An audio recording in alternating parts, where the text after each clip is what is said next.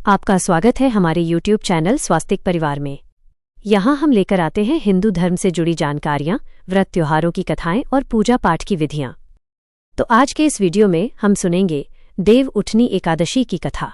भक्तों, आज है देव उठनी यानी देवोत्थान एकादशी का पावन और पुण्यदायी दिवस। आज का दिन मुक्ति, उद्धार और भगवत कृपा का अद्भुत वार है, क्योंकि आज हम सभी एकादशी की कथा का श्रवण करने वाले हैं, जिसे सुनने मात्र से ही हृदय पवित्र, मन निर्मल और आत्मा उज्ज्वल हो जाती है। परंतु कथा सुनना केवल शब्दों को सुनना नहीं होता। कथा तो तब फल देती है जब मन में भक्ति हो, हृदय में विश्वास हो और आत्मा में समर्पण हो। इसलिए आज की कथा आरंभ करने से पहले आइए हम सभी अपने भीतर भक्ति का दीप प्रज्वलित करें। और कहते हैं ना कि जब भगवान का संबंध किसी भक्त से जुड़ जाता है तो फिर वो भक्त साधारण नहीं रह जाता। उसके जीवन में हर क्षण भगवान की लीला बन जाती है। और भगवान और भक्त का ये संबंध न तो राजमहलों का मोहताज है, न सोने चांदी का, न किसी बड़े पद का। ये तो बस एक सच्चे प्रेम, एक सरल दिल और अटल विश्वास से बन जाता है। जिस क्षण मनुष्य भगवान को अपना कह देता है, उसी क्षण से भगवान भी उसे अपने हृदय में स्थान दे देते हैं। फिर जीवन में चाहे कैसी भी कठिनाई आए, कैसा भी अंधकार हो, भगवान हाथ पकड़कर अपनी शरण की ओर ले ही जाते हैं। तो आज की कथा सुनते हुए बस इतना ध्यान रखिए, भक्ति ज्यादा बड़ी नहीं मांगती, सिर्फ एक सच्चा मन चाहिए। और जब मन सच्चा हो जाता है, जीवन स्वयं ही कथा और कथा स्वयं ही भक्ति बन जाती है। तो आइए आज पूर्ण विश्वास, श्रद्धा और शांति के साथ देव उठान एकादशी की कथा से पहले सुनते हैं एक भक्त और भगवान की कथा। वृंदावन में एक बाबा जी रहा करते थे, जिन्हें मदन टेरर के अंधे बाबा भी कहते थे। बाबा 7-8 साल की आयु में ही वृंदावन आ गए थे। पढ़े लिखे तो थे नहीं, बस श्यामा श्याम की रट हमेशा किया करते थे। और बाबा ने इस तरह श्यामा श्याम की याद में अपना पूरा जीवन वृंदावन में ही रहकर बिता दिया। उनका प्रेम इतना गहरा था कि श्यामा श्याम का नाम लेते ही उनकी आंखों से अश्रुपात होने लगता, और कहा जाता है कि बाबा इस तरह रात दिन रोते रोते ही नेत्रहीन हो गए थे। उनके नेत्रों की ज्योति चली गई थी। एक बार करुणामय श्री राधा रानी ने बाबा की करुण पुकार सुनी तो वे इसे सहन नहीं कर सकी और श्याम जी से कहने लगी, ये बाबा रो रहे हैं, इन्हें जाओ तो हंसाओ तो सही। भगवान श्री कृष्ण राधा रानी की बात मानकर बाबा के पास गए और पूछने लगे, ए बाबा, काहे को रो रहे हो? भूख लगी है, कछु ले आऊं खाने को? बाबा ने सोचा कोई ग्वारिया होगा, परंतु स्वर तो बड़ा मीठा था। तब बाबा बोले, ए ग्वारिया, तू जा यहाँ से, मोहे भजन करने दे। प्रभु ने फिर से पूछा, बाबा काहे को रो रहे हो? बाबा बोले, तुम्हें मैंने कह दा चला जा यहाँ से, मोहे भजन करने दे। प्रभु तो बाबा से अटकेलियां कर रहे थे, बार बार पूछ रहे थे, बाबा भूख तो नहीं लगी? बाबा बार बार पूछे जाने पर झुंझुला गए और लाठी उठाकर बोले, जाओ कि न जाओ, यहाँ से क्या तोहे बताऊं अभी? इतने में ही लाडली जी वहां पर आ गई। लाडली जी ने कहा, ये आपसे नहीं हंसेंगे, लाओ मैं इनको हंसाती हूँ। अब लाडली जी ने विनोद करते हुए बाबा जी से कहा, काहे बाबा, क्यों रो रहे हो? बहू खो गई है तेरी? अब तो बाबा जी के मुख पर सहज ही मुस्कान आ गई। बहू का नाम सुनते ही वे मुस्कुराकर बोले, अरे लाली, तू तो बहुत भोली है, बाबा जिनकी बहू हुआ करे है का? लाडली जी ने कहा, तो बाबा रो काहे रहे हो, कोई तेरो अपनो ना है? बाबा बोले, लाली, मैं या काजे न रो रहा कि मेरो कोई अपना ना आए, मैं यो काजे रो रहा हूँ कि जो मेरे अपने हैं उन्होंने मोहे बिसार दा, भूल गए मोहे। लाडली जी ने पूछा, कौन तेरे अपने हैं बाबा? बाबा बोले, एक वृषभानु की लाली है और एक नंद को छोरू है, मेरे तो वही अपने हैं और बिन्ने ही मोए बिसार दे। और मोहे आश्चर्य या बात को है कि वो हमारी लाली जहां नंद के छोरा के संग रहकर बाएं भी निष्ठुर हो गई है। मेरा जीवन बीत गयो, लेकिन बाएं मेरी सुध न आई अब तक। लाडली जी ने कहा, मैं कैसे निष्ठुर हो गई? इतने में ही ठाकुर जी बोले, ये है आप क्या कर रही हैं? अभी बाबा को सब कुछ पता चल जाएगा। आप स्वयं को प्रकट कर रही हैं बाबा के समीप, ऐसा मत कीजिए। क्योंकि श्री श्यामा श्याम जी तो बाबा के सामने साधारण से ग्वाल और ग्वालिन बनकर गए थे। तो लाडली जी ने खुद को संभाला और बोली, अरे बाबा, हमारो नाम भी तो राधा ही है, जाके मारे मैंने कही। फिर लाडली जी बोली, बाबा तुम्हें सूझे न है, तुम्हें दिखे तो ना। अब तुम्हारे अपने जिन्होंने तुम्हें बिसार दे, अगर तुम्हारे सामने आ जाए तो तुम कैसे उन्हें पहचानोगे? बाबा बोले, हे लाडली, तू तो भोली है भोली। करुणामयी लाडली जब समीप आवेंगी ना तो अपने कर कमल से मेरी आंखों को छूकर अपना दर्शन देवेंगी। अब बाबा की इतनी सारी बातें सुनकर करुणामयी राधा रानी से रहा ही नहीं गया और उन्होंने अपने कर कमल से बाबा के नेत्रों को स्पर्श किया और उनमें ज्योति प्रदान कर दी। आज बाबा को अपने संपूर्ण जीवन का समस्त पुण्य फल प्राप्त हो गया। साक्षात युगल सरकार श्री श्यामा श्याम जी का दर्शन प्राप्त हुआ। कहते हैं कि बाबा फिर 3 दिन तक अपने शरीर में रहे और इसके बाद नित्य निकुंज की लीला में जाकर सम्मिलित हो गए। सभी प्रेम से बोलिए श्री श्यामा श्याम जी की जय। मदन टेरर के अंधे बाबा की जय। प्रिय श्रोताओं, अब आपको सुनाते हैं देव उठान एकादशी की 3 मुख्य कथाएं। 1. राजा और रानी की कथा, एकादशी व्रत का पालन। एक बार एक राजा था। उसके राज्य में प्रजा हर प्रकार से सुखी थी। वह राजा भगवान विष्णु का परम भक्त था और नियमपूर्वक एकादशी का व्रत रखा करता था। एकादशी के दिन उस राजा के राज्य में कोई भी अन्न ग्रहण नहीं करता था। यहाँ तक कि कोई भी उस दिन ना तो अन्न खरीदता और ना ही कोई बेचता था। सभी फलाहार करते थे।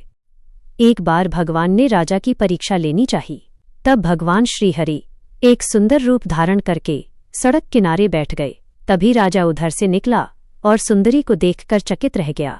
फिर राजा ने उससे पूछा, हे सुंदरी, तुम हो कौन और इस तरह यहाँ क्यों बैठी हो? तब सुंदर स्त्री बने भगवान बोले, राजन, मैं बेसहारा हूँ। इस नगर में कोई मेरा जाना पहचाना नहीं है। मैं किससे सहायता मांगू? राजा तो उसके रूप पर मोहित हो गया। कहने लगा, तुम मेरे साथ मेरे महल में चलकर मेरी रानी बनकर रहो। सुंदरी बोली, मैं आपकी हर बात मानूंगी, पर आपको राज्य का अधिकार मुझे सौंपना होगा। आपके राज्य पर पूरा अधिकार केवल मेरा होगा और हे राजन, मैं जो भी बनाऊंगी वही तुम्हें खाना होगा। राजा तो उसके रूप पर मोहित था, इसलिए उसने उसकी सभी शर्तें स्वीकार कर ली। अगले दिन एकादशी का पवित्र दिन आया। अब तो रानी ने सभी को आदेश दिया कि बाजार में अन्य दिनों की तरह अन्न बेचा जाए। उसने घर में मांस मछली आदि पकवाए तथा परोसकर राजा से खाने के लिए कहा। यह देखकर राजा बोला, रानी, आज तो एकादशी है, मैं तो केवल फलाहार ही करूंगा। तब रानी ने शर्त की बात याद दिलाई और राजा से कहा, या तो खाना खाओ, नहीं तो मैं बड़े राजकुमार का सिर काट लूंगी। अब तो राजा बड़े असमंजस में पड़ गया। राजा ने अपनी यह स्थिति बड़ी रानी से कही तो बड़ी रानी बोली, महाराज, अपना धर्म मत छोड़िए, बड़े राजकुमार का सिर दे दीजिए। पुत्र तो फिर मिल जाएगा, परंतु धर्म नहीं मिलेगा। इतनी ही देर में बड़ा राजकुमार खेलकर आ गया। माँ की आंखों में आंसू भरे देखकर वो उनसे रोने का कारण पूछने लगा। तब माँ ने उसे सारा हाल बता दिया। तब वह बोला, माँ, मैं अपना सिर देने को तैयार हूँ। पिताजी के धर्म की रक्षा होगी और जरूर होगी। राजा दुखी मन से राजकुमार का सिर देने को तैयार हुआ तो रानी के रूप से भगवान श्री विष्णु ने प्रकट होकर असली बात बताई और कहा, राजन, मैं तो तुम्हारी परीक्षा ले रहा था और इस कठिन परीक्षा में तुम सफल हुए। तब भगवान ने प्रसन्न मन से राजा से वर मांगने को कहा। राजा बोला, प्रभु, आपका दिया हुआ सब कुछ है, आप कृपया हमारा उद्धार कीजिए। ठीक उसी समय एक दिव्य विमान वहां उतरा। राजा ने अपना राज्य पुत्र को सौंप दिया और वह विमान में बैठकर परम धाम को चला गया। 2. नौकरी की शर्त और भगवान के दर्शन की कथा। एक अन्य कथा के अनुसार एक बार एक राजा के राज्य में सभी लोग एकादशी का व्रत रखा करते थे। प्रजा और नौकर चाकरों से लेकर पशुओं तक को एकादशी के दिन अन्न नहीं दिया जाता था। एक दिन किसी दूसरे राज्य का एक व्यक्ति राजा के पास आकर बोला, महाराज, कृपा करके मुझे नौकरी पर रख लीजिए। तब राजा ने उसके सामने एक शर्त रखी कि ठीक है, तुम्हें नौकरी पर रख लेते हैं, किंतु रोज तो तुम्हें खाने को सब कुछ मिला करेगा, परंतु एकादशी के दिन अन्न नहीं मिलेगा। उस व्यक्ति ने उस समय तो हाँ कर ली, परंतु एकादशी आने पर जब उसे फलाहार की सामग्री दी गई तब तो वो राजा के सामने जाकर गिड़गिड़ाने लगा, महाराज, इससे तो मेरा पेट नहीं भरेगा, मैं तो भूखा ही मर जाऊंगा, कृपया मुझे अन्न दे दीजिए। राजा ने उसे शर्त की बात याद दिलाई, किंतु वह व्यक्ति मारे भूख के अन्न छोड़ने को तैयार ही नहीं हुआ। तब राजा ने उसे आटा, दाल, चावल आदि दे दिए। अब वो नित्य की तरह नदी पर पहुंचा और स्नान कर भोजन पकाने लगा। जब भोजन पक गया तब वह भगवान को बुलाने लगा, आइए प्रभु, भोजन तैयार है। उसके बुलाने पर तुरंत ही पीतांबर धारण किए भगवान चतुर्भुज रूप में आ पहुंचे और प्रेम से उसके साथ भोजन करने लगे। भोजन आदि करके भगवान तो अंतर्ध्य हो गए और वह व्यक्ति अपने काम पर चला गया। 15 दिन बाद अगली एकादशी को वो फिर राजा से कहने लगा, महाराज, अब की बार मुझे दुगनी सामग्री दीजिएगा, क्योंकि उस दिन तो मैं भूखा ही रह गया था। राजा ने कारण पूछा तो व्यक्ति ने बताया कि महाराज, हमारे साथ भगवान भी तो भोजन ग्रहण करते हैं, इसलिए भोजन की ये सामग्री हम दोनों के लिए पूरी नहीं पड़ती। ये सुनकर राजा को बड़ा आश्चर्य हुआ। वह बोला, मैं नहीं मान सकता कि भगवान तुम्हारे साथ भोजन करते हैं। अरे, मैं तो इतने व्रत रखता हूँ, पूजा करता हूँ, दान करता हूँ, पर भगवान ने तो मुझे कभी दर्शन नहीं दिए। राजा की बात सुनकर वो बोला, महाराज, यदि विश्वास न हो तो साथ चलकर देख लीजिए। फिर तो राजा एक पेड़ के पीछे छुपकर बैठ गया। उस व्यक्ति ने भोजन पकाया और भगवान को शाम तक पुकारता रहा, परंतु भगवान नहीं आए। आखिरकार उस व्यक्ति ने कहा, हे प्रभु, यदि आज आप नहीं आए तो मैं इस नदी में कूदकर अपने प्राण त्याग दूंगा। भगवान नहीं आए। तब वो व्यक्ति प्राण त्यागने के उद्देश्य से नदी की तरफ बढ़ा। प्राण त्यागने का उसका दृढ़ इरादा जानकर भगवान शीघ्र ही प्रकट हो गए और उसे रोक लिया। फिर साथ बैठकर भोजन करने लगे। भोजन ग्रहण करने के बाद, जल पीने के बाद वे उसे अपने विमान में बिठाकर अपने धाम में ले गए। यह देखकर राजा ने सोचा कि व्रत उपवास से तब तक कोई फायदा नहीं होता जब तक मन शुद्ध न हो। इससे राजा को ज्ञान मिला। फिर वह भी सच्चे मन से व्रत उपवास करने लगा और अंत में एकादशी व्रत के पुण्य प्रताप से वह राजा स्वर्ग को प्राप्त हुआ। 3. श्री पद्म पुराण में वर्णित देवोत्थान एकादशी व्रत का महात्म्य। धर्मराज युधिष्ठिर ने भगवान श्रीकृष्ण से पूछा, हे श्रीकृष्ण, मैंने आपके मुख से रमा एकादशी का यथार्थ महात्म्य सुना। मानद, अब कार्तिक शुक्ल पक्ष में जो एकादशी होती है उसकी भी महिमा बताइए।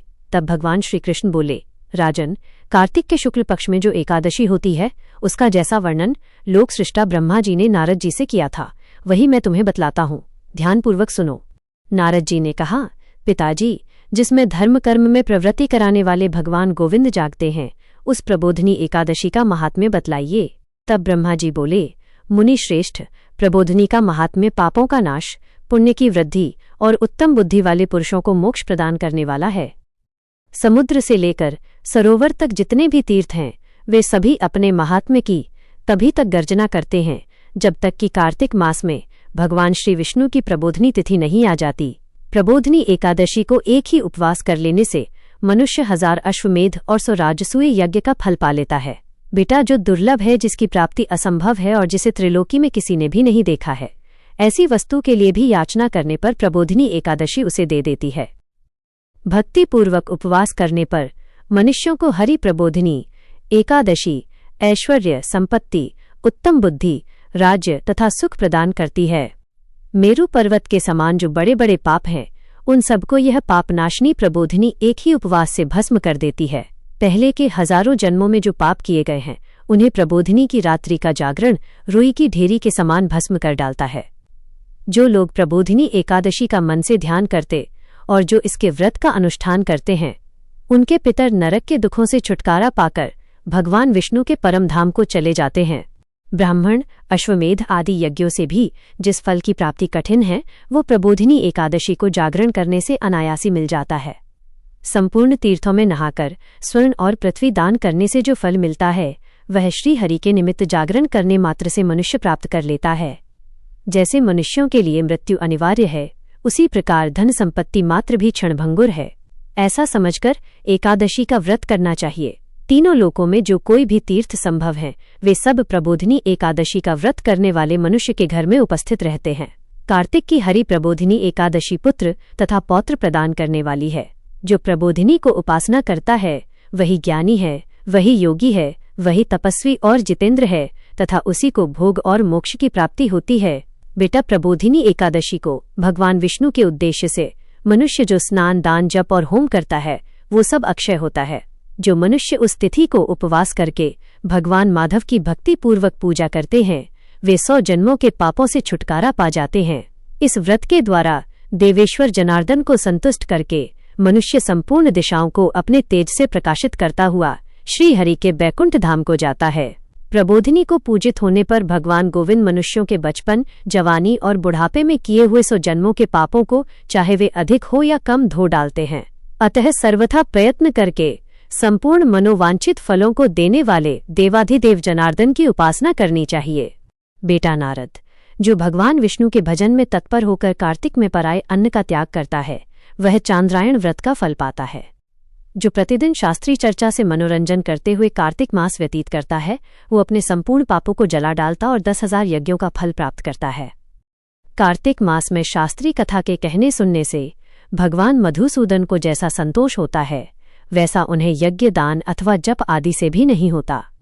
जो शुभ कर्म परायण पुरुष कार्तिक मास में 1 या आधे श्लोक से भी भगवान विष्णु की कथा बाँचते हैं, उन्हें 100 गोदान का फल मिलता है।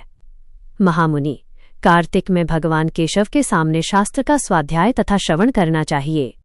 मुनि श्रेष्ठ, जो कार्तिक में कल्याण प्राप्ति के लोभ से श्रीहरि की कथा का प्रबंध करता है, वो अपनी 100 पीढ़ियों को तार देता है। जो मनुष्य सदा नियम पूर्वक कार्तिक मास में भगवान विष्णु की कथा सुनता है, उसे सहस्त्र गोदान का फल मिलता है। जो प्रबोधिनी एकादशी के दिन श्री विष्णु की कथा श्रवण करता है, उसे 7 द्वीपों से युक्त पृथ्वी दान करने का फल प्राप्त होता है। मुनि श्रेष्ठ, जो भगवान विष्णु की कथा सुनकर अपनी शक्ति के अनुसार कथावाचक की पूजा करते हैं, उन्हें अक्षय लोक की प्राप्ति होती है। नारद, जो मनुष्य कार्तिक मास में भगवत संबंधी गीत और शास्त्र विनोद के द्वारा समय बिताता है, उसकी पुनरावृत्ति मैंने नहीं देखी है। मुने, जो पुण्यात्मा पुरुष भगवान के समक्ष गान, नृत्य, वाद्य और श्री विष्णु की कथा करता है, वह तीनों लोकों के ऊपर विराजमान होता है। मुनि श्रेष्ठ, कार्तिकेय प्रबोधिनी एकादशी के दिन बहुत से फल, फूल, कपूर, अर्गजा और कुमकुम के द्वारा श्रीहरि की पूजा करनी चाहिए। एकादशी आने पर धन की कंजूसी नहीं करनी चाहिए, क्योंकि उस दिन दान आदि करने से असंख्य पुण्य की प्राप्ति होती है। प्रबोधिनी को जागरण के समय शंख में जल लेकर फल तथा नाना प्रकार के द्रव्यों के साथ श्री जनार्दन को अर्घ देना चाहिए। संपूर्ण तीर्थों में स्नान करने और सब प्रकार के दान देने से जो फल मिलता है, वही प्रबोधिनी एकादशी को अर्घ देने से करोड़ गुना होकर प्राप्त होता है।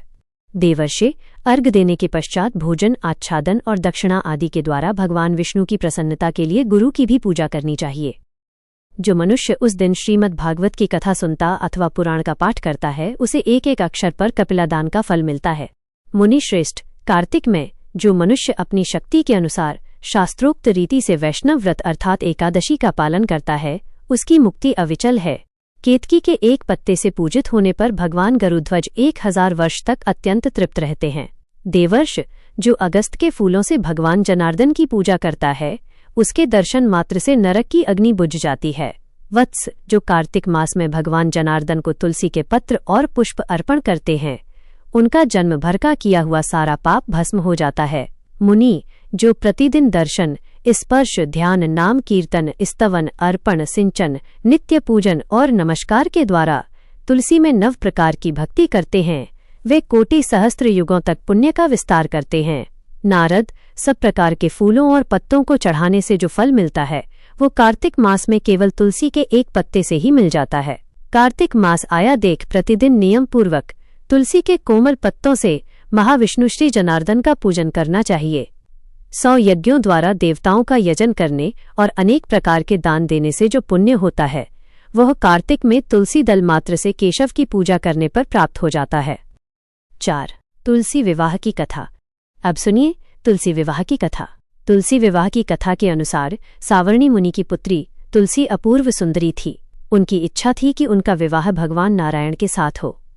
इसके लिए उन्होंने नारायण पर्वत की घाटी में स्थित बद्रीवन में घोर तपस्या की।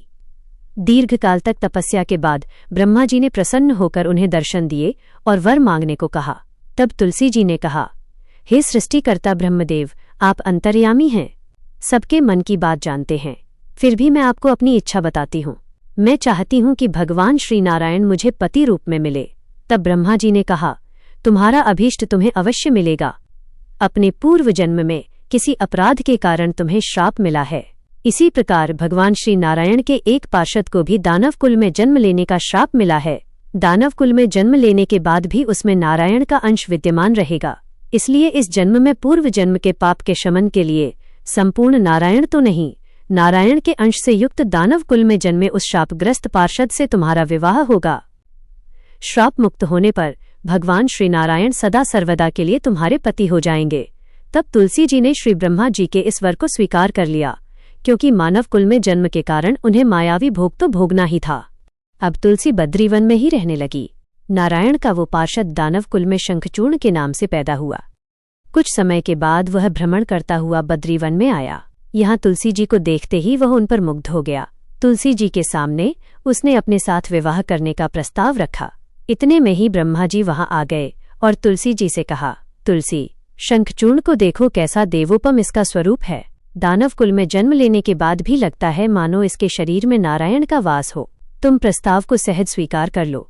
तुलसी जी को भी लगा कि उनकी तपस्या पूर्ण हुई, उन्हें इच्छित फल मिला है। इस प्रकार शंखचूर्ण के साथ उनका गांधर्व विवाह हो गया और वो शंखचूर्ण के साथ उसकी पत्नी बनकर महल में आ गई। शंखचूर्ण ने अपनी परम सुंदरी सती साध्वी पत्नी तुलसी के साथ बहुत दिनों तक राज्य किया। उसने अपने राज्य का इतना विस्तार कर लिया कि देवलोक तक उसके अधिकार में आ गया। स्वर्ग का सुख भोगने वाले देवताओं की दशा अब दयनीय हो गई। शंखचूर्ण किसी को कष्ट नहीं देता था, पर अधिकार और राज छिन जाने से सारे देवता मिलकर श्री ब्रह्मा, विष्णु और शिवजी की सभा में गए तथा अपनी विपत्ति सुनाई। तब ब्रह्मा जी ने कहा, तुलसी परम साध्वी हैं, उनका विवाह शंखचूर्ण से मैंने ही कराया था।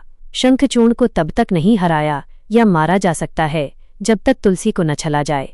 तब श्री विष्णु ने कहा, शंखचूर्ण पूर्व जन्म में मेरा पार्षद था। श्राप के कारण उसे दैत्य कुल में जन्म लेना पड़ा। इस जन्म में भी मेरा अंश उसमें व्याप्त है। साथ ही तुलसी के पतिव्रत धर्म से वो अजय भी है। फिर देवताओं की सहमति से भगवान शिव ने शंखचूर्ण के पास संदेश भिजवाया कि या तो वो देवताओं का राज्य लौटा दे या फिर उनसे युद्ध करें। शंखचूर्ण शंकर जी के पास पहुंचा और उसने कहा, देवाधिदेव, आपके लिए देवताओं का पक्ष लेना उचित नहीं है। राज्य का विस्तार करना तो हर राजा का कर्तव्य है और मैं किसी को दुखी भी नहीं कर रहा हूं। आप देवताओं से कहिए कि वे मेरी प्रजा होकर रहें।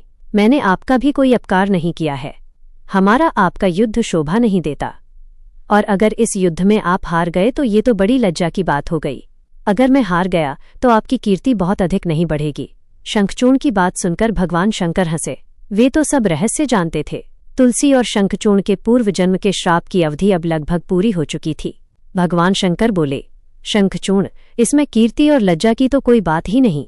तुम देवों का राज्य लौटाकर उन्हें उनके पद पर प्रतिष्ठित होने दो। युद्ध से बचने का यही एकमात्र उपाय है। तब शंखचूर्ण ने कहा, मैंने तो युद्ध के बल से ही देवलोक को जीता है और कोई उसे केवल युद्ध के द्वारा ही वापस ले सकता है। यही मेरा अंतिम निर्णय है। मैं जा रहा हूं। ऐसा कहकर शंखचूर्ण चला गया। उसने अपने राजमहल में वापस आकर अपनी पत्नी तुलसी को सारी बात बताई और कहा, कर्म भोग सब काल सूत्र में बंधा है। जीवन में हर्ष, शोक, भय, सुख, दुख, मंगल, अमंगल सब कुछ काल के अधीन है। हम तो केवल निमित्त हैं।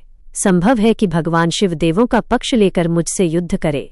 तुम चिंता मत करना, तुम्हारा सती तेज मेरी रक्षा करेगा। और फिर दूसरे ही दिन भगवान शंकर के नेतृत्व में देवताओं ने युद्ध छेड़ दिया। शंखचूर्ण ने भीषण बाणों की वर्षा करके उनका वेग रोका। उसके प्रहार से देवता डगमगाने लगे। फिर उसने दानवी शक्ति का प्रयोग करके मायावी युद्ध आरंभ कर दिया। युद्ध स्थल पर वो कभी किसी को दिखाई नहीं देता था, पर उसके अस्त्र शस्त्र प्रहार कर देवों को घायल कर रहे थे। देवगण अपने अस्त्र चलाए भी तो किस पर चलाएं, क्योंकि कोई शत्रु सामने था ही नहीं। कई दिनों तक इस तरह भयंकर युद्ध चला। शंखचूर्ण पराजित नहीं हुआ। तब भगवान शिव ने श्री विष्णु से कहा, हे हरि, कुछ उपाय करो, अन्यथा मेरा तो सारा यश मिट्टी में मिल जाएगा। भगवान श्री विष्णु ने सोचा, बल से तो शंखचूर्ण को हराया नहीं जा सकता, इसलिए अब छल का सहारा लेना पड़ेगा।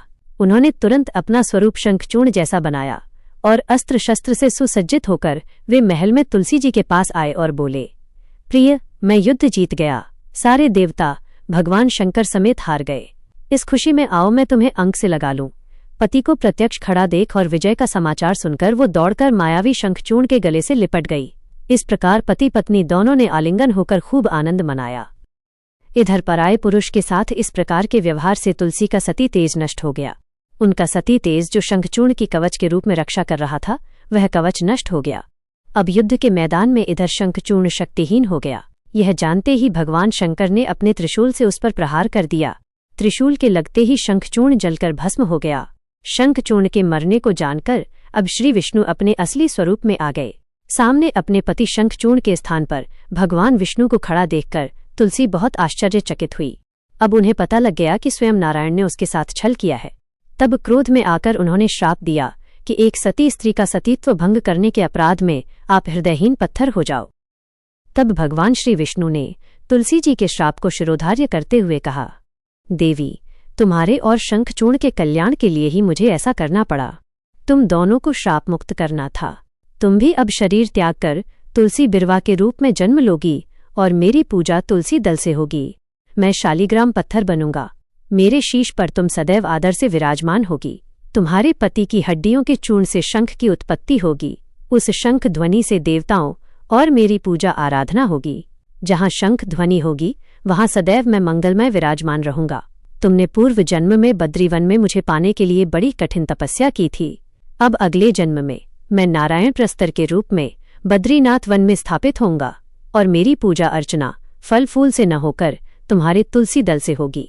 मेरे शीश पर विराजमान होकर तुम मुझसे भी ऊंचा पद प्राप्त करोगी और मेरा भोग भी तुम्हारे बिना स्वीकार नहीं होगा। प्रेम से बोलिए तुलसी माता की जय, श्री विष्णु भगवान की जय। हमें उम्मीद है कि आपको हमारा ये वीडियो पसंद आया होगा और इससे आपको हिंदू धर्म, व्रत, त्योहारों और पूजा पाठ से जुड़ी नई व उपयोगी जानकारी मिली होगी। अगर आपको हमारा वीडियो अच्छा लगा हो तो लाइक, शेयर और सब्सक्राइब जरूर करें और घंटी का बटन दबाएं ताकि हमारे आने वाले हर नए धार्मिक वीडियो की सूचना आपको सबसे पहले मिले। फिर मिलेंगे अगले वीडियो में एक नई आध्यात्मिक कहानी और भक्ति भरे संदेश के साथ। जय श्री राम, जय माता दी, हर हर महादेव।